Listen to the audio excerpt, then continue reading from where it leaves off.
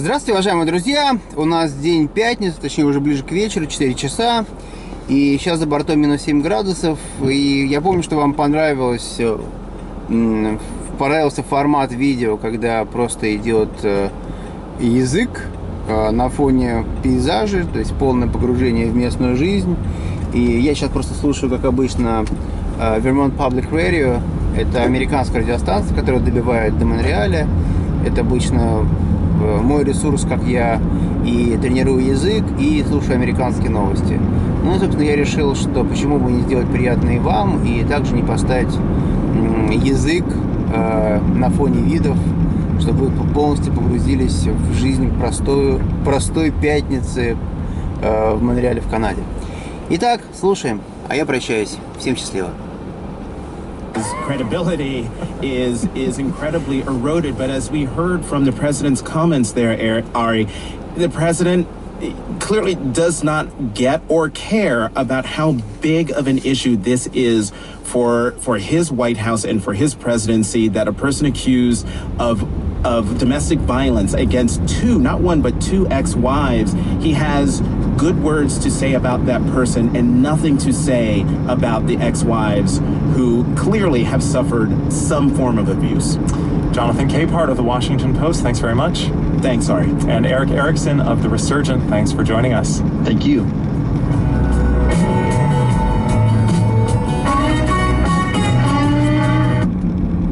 Veuillez dire une catégorie annulation de la reconnaissance vocale en cours.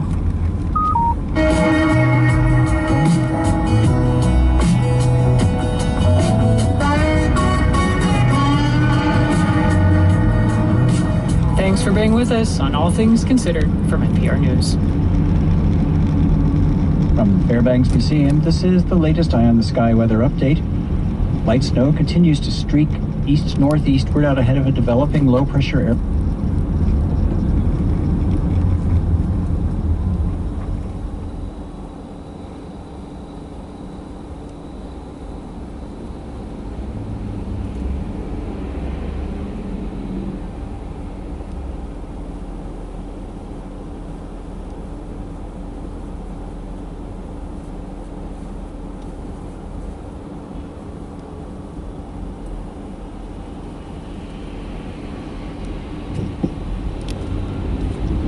About Route 2, 1 to 3 inches there. Snow showers south, changing to sleet or rain showers in the afternoon, a trace to 2 inches additional there. Highs upper 20s to mid-30s north, 30s to low 40s south. From the Fairbanks Museum, I'm meteorologist Steve Molesky with an eye on the sky. And you're listening to All Things Considered on VPR. I'm Henry Yap. Hurricane Irma stripped away most of the vegetation in the Virgin Islands National Park. So the trees were left, but there were no leaves. It exposed the ground. So then when Maria came, you got a lot of rainfall. So now you've got erosion, you've got landslides. The park's coral reefs also suffered extensive damage. More on the recovery effort in the Virgin Islands coming up in the next 10 minutes here on VPR. We have support for VPR from you and from Von Bargens, a Vermont family creating and curating custom, artisan, and fine diamond jewelry. Locations and events at vonbargens.com. And from QOR Core 360, a Vermont startup designing and building original ergonomic chairs that encourage natural spinal alignment through active sitting, QOR360.com. It's 4:20.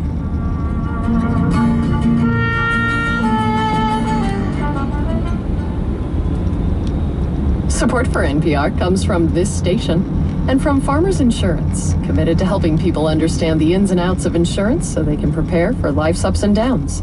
Coverage options and more information can be found at farmers.com.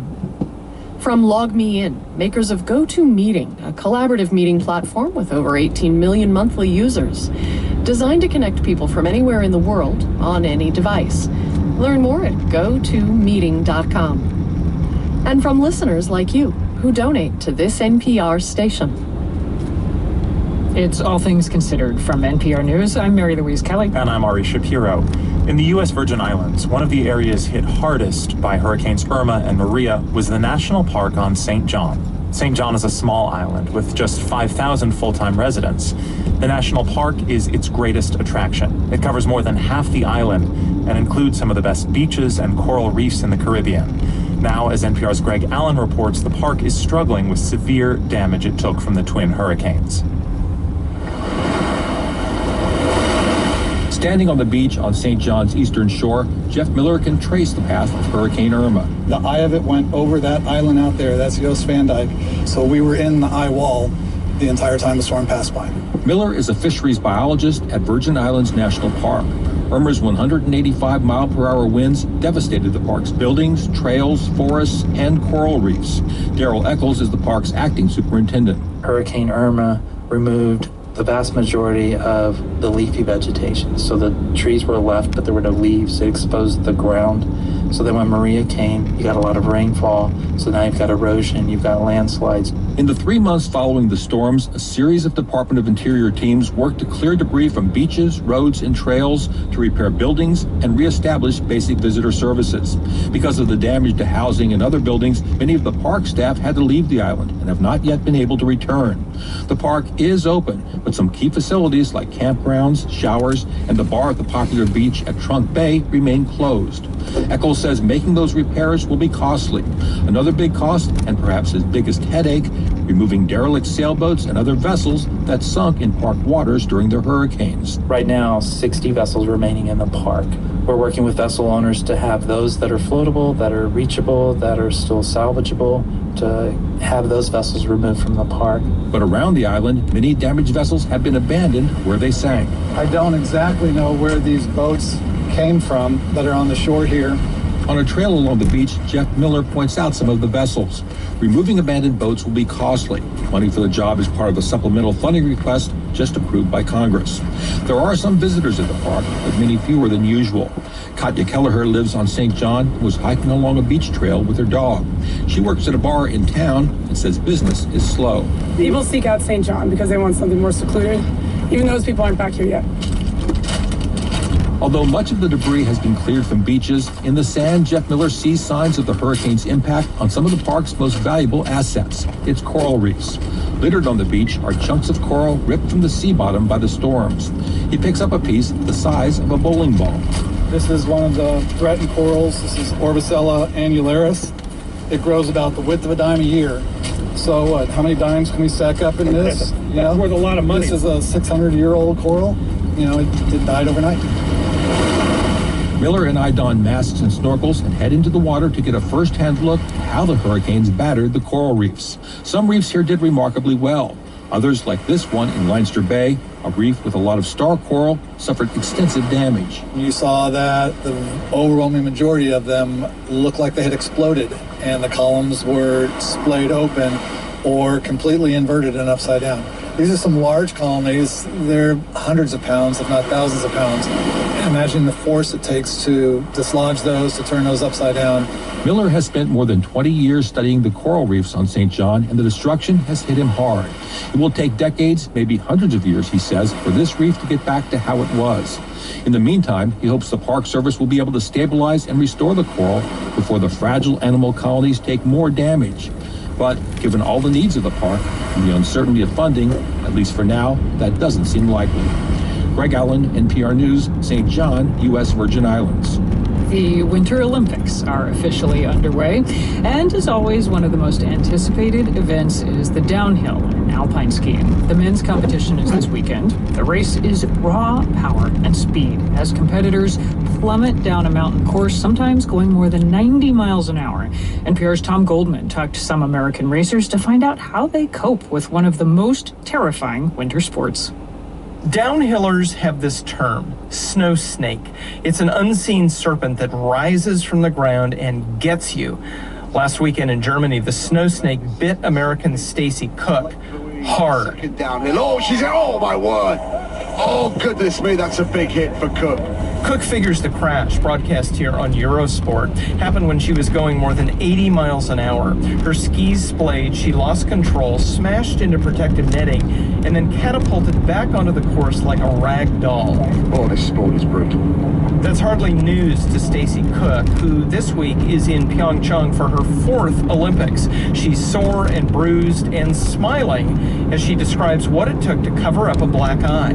Can you not see it? I did. No, they did a good job. I had this morning a friend sent a glam team to our hotel, so I had a professional makeup artist. To twist an old adage, Cook can hide her black eye, but she can't run from the reality of the sport she loves and fears.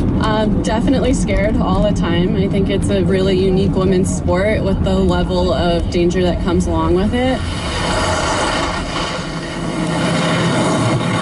Cook has skied since she was 4, raced since 6, and understands fear management is an essential part of getting down a treacherous downhill course.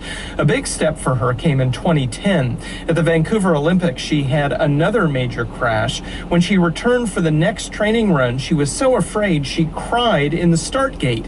She got down the mountain, but that night she had an epiphany. The fear was too much. I changed my mindset to believe in the opportunity and not the circumstance of the past. And that switch of my mindset was really key in how I went into that race. And I look back on that moment often. There are probably as many ways of finding the nerve as there are downhillers. For American Tommy Biesmeyer, peer pressure helps, particularly when he's standing at the start of the fearsome Hahnenkamm downhill in Austria.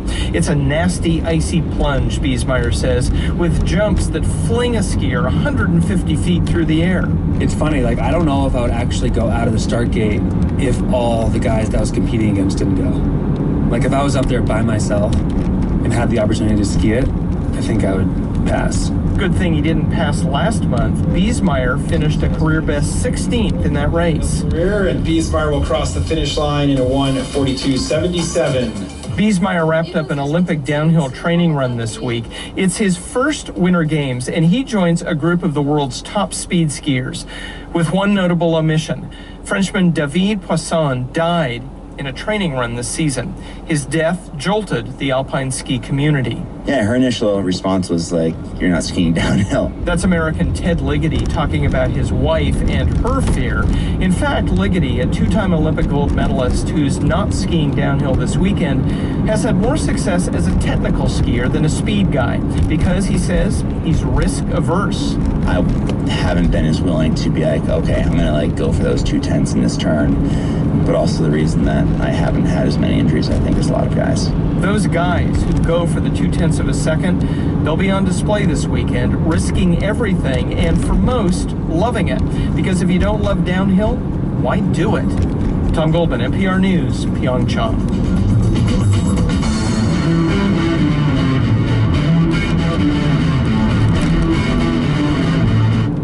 Ну, вот такие обычные американские новости.